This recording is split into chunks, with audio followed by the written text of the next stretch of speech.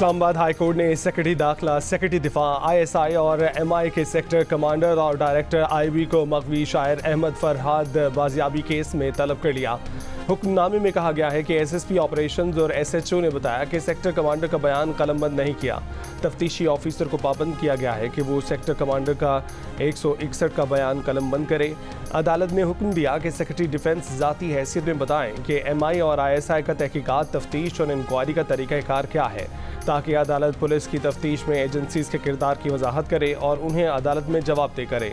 अदालत के इस्तफसार पर अटॉर्नी जनरल ने बताया कि ISI बराह रास्त वज़ीर आज़म को जवाबदेह है। अटॉर्नी जनरल ने बताया कि MI सेक्रेटरी डिफेंस और अफवाज पाकिस्तान से मुंसलिक है। अदालत ज़रूरी समझती है कि तमाम इदारों को अपनी आईनी हदूद में रहकर काम करना चाहिए। हुक्मनामे में कहा कि लापता अफराद का मसला इस वक्त मुफाद आमा का सबसे अहम मसला है। कानून नाफिज करने वाले इदारों का किरदार जिम्मेदार बनाने पर पार्लियामेंट से कानून साजी नहीं हो सकी। लापता अफराद कमीशन से भी खातिर खा फ़ायदा हासिल नहीं हो सका। तमाम मसाइल का हल एजेंसीज़ के अंदरूनी मामलात को समझने के बाद ही किया जा सकता है। हुक्मनामे में कहा गया है कि पुलिस हुक्काम ने बताया कि मगवी की लोकेशन ट्रेस कर ली गई है। पुलिस जल्द ही मुतलका जगह और लोगों तक पहुँच जाएगी। अदालत ने लापता अफराद के तमाम केसेस की लाइव स्ट्रीमिंग के ज़रिए नशर करने का हुक्म दे दिया। केस की अगली समाअत 29 मई को होगी।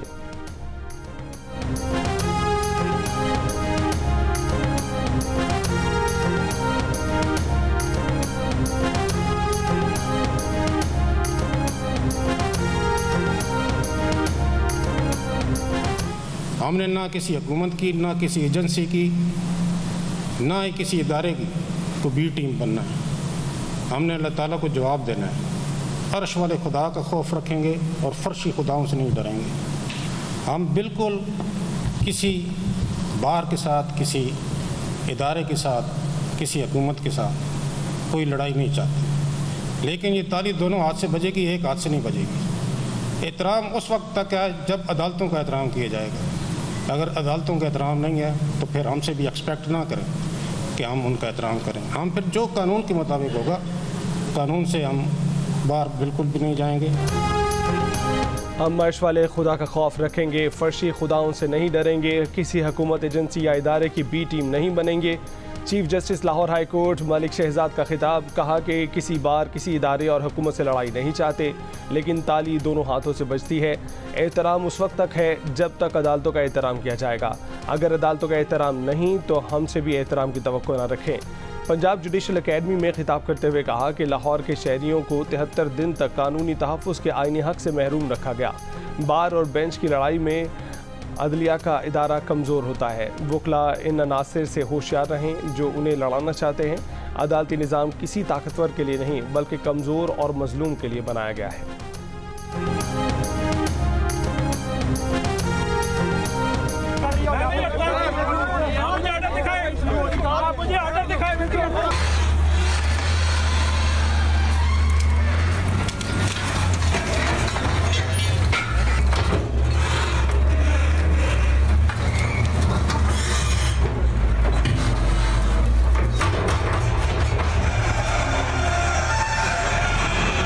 हम पिटीशन फाइल कर चुके हैं। मंडे वाले दिन इसके खिलाफ पिटीशन इस्लामाबाद हाई कोर्ट में होगी। हमें उम्मीद है इंशाल्लाह अदलिया हमें रिलीफ देगी। हुकूमत जो कि शहबाज शरीफ की है या मरियम नवाज की, इसके खिलाफ हमारी ये जद्दोजहद इंशाअल्लाह ताला जारी रहेगी। इस किस्म की हरकतें जिसमें कि पार्टी के ऑफिस को डिमोलिश करना, इसका मतलब ये है कि ये जंग हम जीत चुके हैं। आप मुझे बताओ, 25 करोड़ का सीना चीर सकते हो? मान लो कि तुम हार गए हो, मान लो कि असीर अडियाला जीत गया है।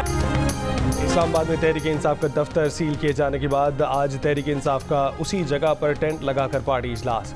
CDA और पुलिस के खिलाफ कानूनी चाराजोई से मुतल्लिक भी मुशावरत। चेयरमैन PTI बैरिस्टर गौहर ने CDA की कार्रवाई को यलगार करार दे दिया। कहा कि वाज़ेह करना चाहते हैं कि हम पुरअमन हैं। उमर अयूब ने कहा कि आमिर मुगल को रात को पुलिस गर्दी का निशाना बनाया गया। एडवोकेट अली बुखारी और हमने रात को आमिर डोगर को रिकवर किया। आज हम पर दहशतगर्दी के पर्चे दर्ज हो गए। सेनेटर शिबली फराज ने कहा है कि ये सियासी तौर पर तहरीक इंसाफ का मुकाबला नहीं कर सकते, अब ताकत का इस्तेमाल कर रहे हैं। फस्तायत और जबर का निज़ाम आखिरी हिचकोले खा रहा है। मुतल्लिका सेक्रेटेरिएट से मुतल्लिक जियो न्यूज़ को हासिल दस्तावेज़ के मुताबिक प्लॉट सरताज नामी शख्स से 7 जुलाई 2020 को तहरीक इंसाफ के नाम मुंतकिल हुआ। साबिक सेक्रेटरी जनरल PTI अरशद दाद ने कानूनी कार्रवाई मुकम्मल कराई। ट्रांसफ़र लेटर पर CDA हुक्काम के दस्तखत भी मौजूद हैं।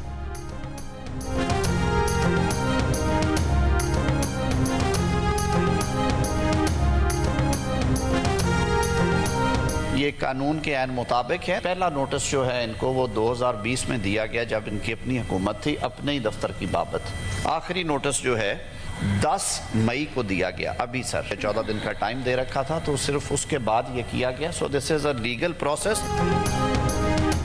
वफाकी वज़ीर कानून का PTI सेक्रेटेरिएट पर CDA की कार्रवाई का दिफा। सेनेट में बयान दिया कि CDA की कार्रवाई कानून के मुताबिक है। पहला नोटिस 2020 में और आखिरी नोटिस 10 मई को दिया गया। PTI सेक्रेटेरिएट की 2 मंजिलें नक्शे की मंजूरी के बगैर हैं। कंटेनर्स और पार्किंग शेड्स भी तजावज़ात हैं। CDA ने 4 साल कानूनी अमल तकाजे पूरे करने के बाद कार्रवाई की है। प्रेस कॉन्फ्रेंस में नून लीगी रहनुमा तारिक फजल चौधरी ने कहा कि PTI सेक्रेटेरिएट को जब नोटिस जारी हुआ उस वक्त PTI की अपनी हुकूमत थी। CDA के पहले दोनों नोटिस उनके अपने दौरे हुकूमत में मौसूल हुए। बैरिस्टर गौहर और उमर अयूब खान कौमी मीडिया पर झूठ बोल रहे हैं।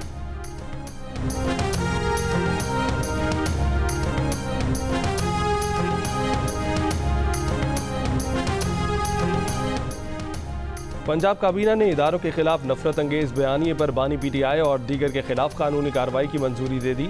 वज़ीर आला पंजाब मरीम नवाज की ज़ेर सदारत इजलास में पंजाब स्किल्स डेवलपमेंट फंड्स के chief executive officer Ahmad Ali की तैनाती की मंजूरी भी दी गई। आलमी अदालत इंसाफ का इसराइल को फौरी तौर पर रफ़ा में फ़ौजी ऑपरेशन रोकने का हुक्म। आलमी अदालत ने कहा कि इसराइल अदालती हुक्म की तामीली रिपोर्ट 1 माह में पेश करे। इसराइली फ़ौज रफ़ा बॉर्डर क्रॉसिंग फौरी तौर पर खोले। आलमी अदालत इंसाफ का गज़ा में जंगबंदी पर अमल दरामद के लिए जनूबी अफ्रीका की दरख्वास्त पर फैसले में कहा कि रफ़ा में इसराइली इक़दाम से फ़लस्तीनी अवाम को शदीद ख़तरात लाहक हैं। गज़ा पट्टी के शहरी इंतहाई तशवीशनाक और इंसानी और मुआशी हालात से दोचार हैं। रफ़ा में इसराइली ज़मीनी ऑपरेशन से 8 लाख फ़लस्तीनी बेघर हुए। रफ़ा में फ़ौजी ऑपरेशन से इंतहाई अफसोसनाक इंसानी सानहा जन्म ले सकता है। आलमी अदालत इंसाफ के जस्टिस नवाब सलाम ने फैसला पढ़कर सुनाते हुए कहा कि इसराइल बैनुल-अक़वामी तफ्तीशी टीम के अरकान को गज़ा पट्टी में दाखिल होने की इजाज़त दे। इसराइल की हरधर्मी बरकरार। आलमी अदालत इंसाफ का फैसला मानने से इनकार। इसराइली वज़ीर ख़जाना ने कहा है कि गज़ा पट्टी में जंग रोकने का मतलब इसराइल को सफ़ाए हस्ती से मिटाना है।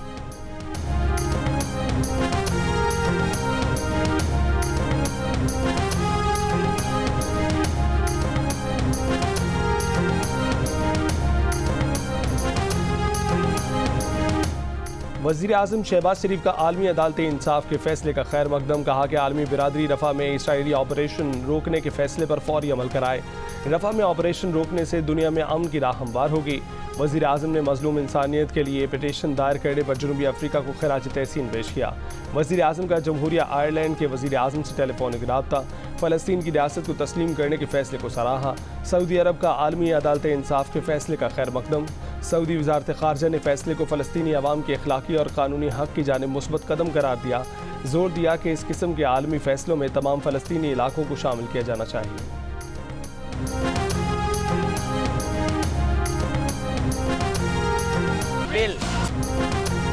ICC T20 वर्ल्ड कप के लिए कौमी टीम का ऐलान फैंस ने किया। फास्ट बॉलर हारिस रऊफ मुकम्मल फिट, वर्ल्ड कप स्क्वाड का हिस्सा बन गए। कौमी टीम में 5 फास्ट बॉलर, 3 विकेट कीपर्स और 4 ऑलराउंडर्स होंगे।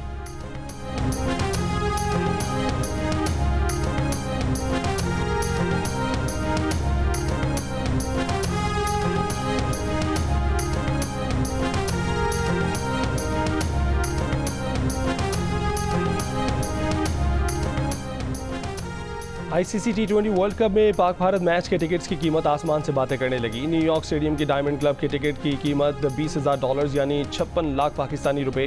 आर्म स्टैंड की टिकट की कीमत $2,750 यानी पाकिस्तानी रुपए में तकरीबन $8.25 लाख तक पहुंच गई।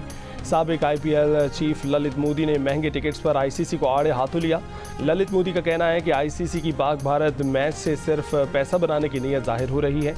अमेरिका में वर्ल्ड कप का मकसद फैंस को इंगेज करना था या पैसे बनाना। अदालती कार्रवाई की रिपोर्टिंग पर पैमरा की पाबंदी के खिलाफ दरखास्त पर समाअत। इस्लामाबाद हाई कोर्ट ने पैमरा को टीवी चैनल्स के खिलाफ कार्रवाई से रोक दिया। अदालत ने पैमरा नोटिफिकेशन पर अमल करने की हिदायत भी कर दी। पैमरा और सेक्रेटरी इत्तलात को नोटिस जारी कर दिया। 28 मई तक जवाब तलब कर लिया। लाहौर हाई कोर्ट में भी अदालती कार्रवाई की रिपोर्टिंग पर पैमरा की पाबंदी के खिलाफ दरखास्त पर समाअत। लाहौर हाई कोर्ट ने भी पैमरा को नोटिस जारी कर दिया। 29 मई को जवाब तलब। अदालत ने कहा कि दरखास्त में अहम कानूनी सवालात उठाए गए हैं जिनकी तशरीह ज़रूरी है। Sindh high court Sukkur bench में भी सहाफ़ती तंजीमों ने कोर्ट रिपोर्टिंग पर पाबंदी का पैमरा का नोटिफिकेशन चैलेंज कर दिया। दरखास्त में कहा कि अदालती कार्रवाई पर पाबंदी का पैमरा नोटिफिकेशन आइन की खिलाफ वर्जी है। नोटिफिकेशन कालदम करार दिया जाए।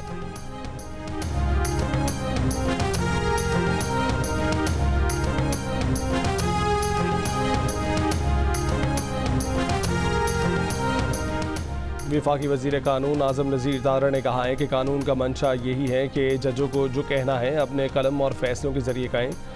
टीवी के टिकट्स के लिए गैर ज़रूरी रिमार्क से लोगों की दिल आज़ारी होती है। आइन शहरियों की इज़्ज़त नफ्स और आज़ादी को तहफ़्फ़ुज़ देता है। अगर ये कहना अदलिया पर हमला है तो मुझे ऐसे हमले करने में कोई शर्म महसूस नहीं होती। नए कर्ज प्रोग्राम पर IMF से मुआहदे के लिए पेशरफ्त। IMF का कहना है कि नए प्रोग्राम को हतमी शक्ल देने के लिए पाकिस्तान से वर्चुअल बातचीत जारी रहेगी। इस्लाहात का मकसद निजी शोबे की तरक्की है। रियासती इदारों की तंजीमें नौ और निजकारी करना है। प्रोग्राम पर बातचीत का दूसरा मरहला वादों की पार्लियामान से मंजूरी से मशरूत है। सियासी बुनियादों पर तरक्याती प्रोग्राम ख़त्म करना होगा।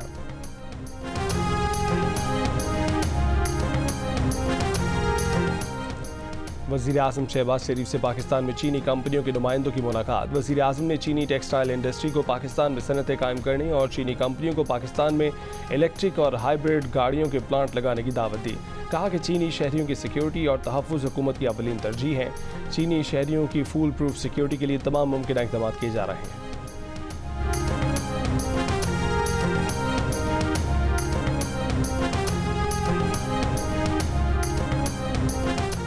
KP हुकूमत का बजट में सरकारी मुलाजमीन की बुनियादी तनख्वाहों में 10% इजाफे का फैसला। माहाना पेंशन भी 10% बढ़ाने की तजवीज़।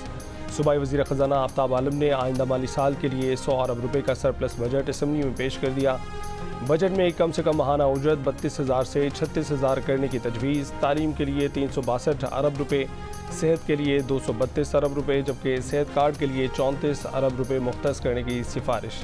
बिजली की पैदावार बढ़ाने के लिए खैबर पख्तूनख्वा डिस्ट्रीब्यूशन कंपनी का क़याम। निजी शोबे के ताउन से दीर DI खान मोटरवे समेत 4 बड़े मंसूबे शुरू करने का भी फैसला। खैबर पख्तूनख्वा हुकूमत ने अपने 1754 अरब रुपये के अखराजात के लिए वफाक से 1200 अरब रुपये मांग लिए।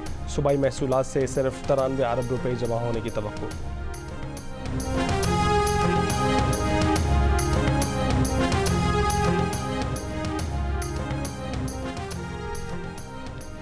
एपेक्स कमेटी इजलास में नहीं बुलाते तो मसला नहीं, अगर उन्हें हमारी ज़रूरत नहीं तो हमें भी उनकी ज़रूरत नहीं। उनके पाबंद या ग़ुलाम नहीं है। वज़ीर आला खैबर पख्तूनख्वा अली अमीन गंडापुर की GNU से गुफ्तगू। कहा कि उनसे ज़्यादा सरमायाकारी ला सकते हैं। SIFC को सपोर्ट करते हैं लेकिन इसमें सूबे के शेयर पर कोई समझौता नहीं करेंगे। हक लेना जानते हैं। वज़ीर आला सिंध मुराद अली शाह का वज़ीर आज़म शहबाज शरीफ को ख़त। कहा कि ग्रेड 21 से 22 में तरक्की देने वाले सिलेक्शन बोर्ड में वज़राए आला को शामिल किया जाए। विफाक की मजबूती के लिए लाजिम है कि आर्टिकल 240 पर अमल किया जाए। सिविल सर्विसेज का विफाक और सूबों में अहम किरदार होता है। बोर्ड में सूबों की नुमाइंदगी गायब है।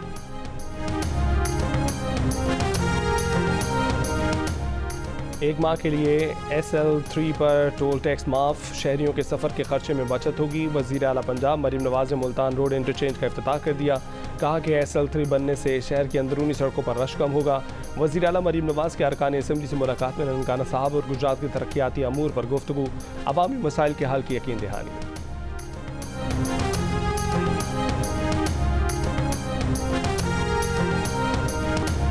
सिंध के साबिक गवर्नर सिंध डॉक्टर इशरतुल अबाद का पाकिस्तान आकर सियासत में फ़ाल होने का फैसला। कराची में सीनियर सहाफ़ियों से वीडियो लिंक पर बात। बोले पाकिस्तान के ज़हीन बासलाहियत और असर अंगेज़ लोगों को जमा करना चाहते हैं। इस्टेब्लिशमेंट के लिए नहीं बल्कि इस्टेब्लिशमेंट के साथ काम किया है और अब वो अपना तजर्बा शेयर करना चाहते हैं। हिकमत अमली का ऐलान जल्द करेंगे। इल्ज़ाम लगाया कि कराची में तरक्याती कामों की अबतर सूरत हाल की जिम्मेदार पीपल्स पार्टी से ज़्यादा कराची की हाकमियत के दावेदार है।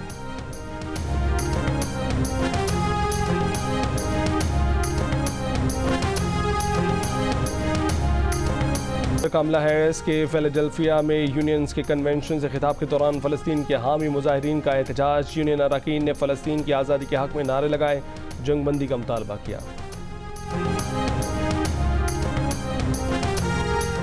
पाकिस्तान और इंग्लैंड के दरमियान 4 T20 मैचेस की सीरीज़ का दूसरा मैच कल बर्मिंघम में खेला जाएगा। सीरीज़ का पहला T20 बारिश की नज़र हो गया था।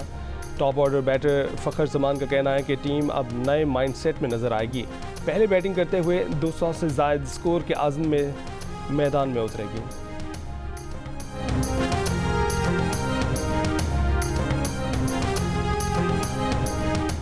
पाकिस्तान हॉकी टीम दौरा यूरोप के लिए नेदरलैंड्स पहुंच गई। कौमी टीम नेदरलैंड्स में नेशंस कप की तैयारी करेगी। मकामी क्लब्स के साथ प्रैक्टिस मैचेस भी खेलेगी। टीम को वीज़ा मिलने में ताख़ीर की बाइस पाकिस्तान और हॉलैंड का 22 मई को होने वाला मैच मनसूख कर दिया गया था। पाकिस्तानी टीम नेदरलैंड से ही पोलैंड जाएगी, जहां 9 मुल्की नेशंस कप हॉकी टूर्नामेंट 31 मई से शुरू होगा।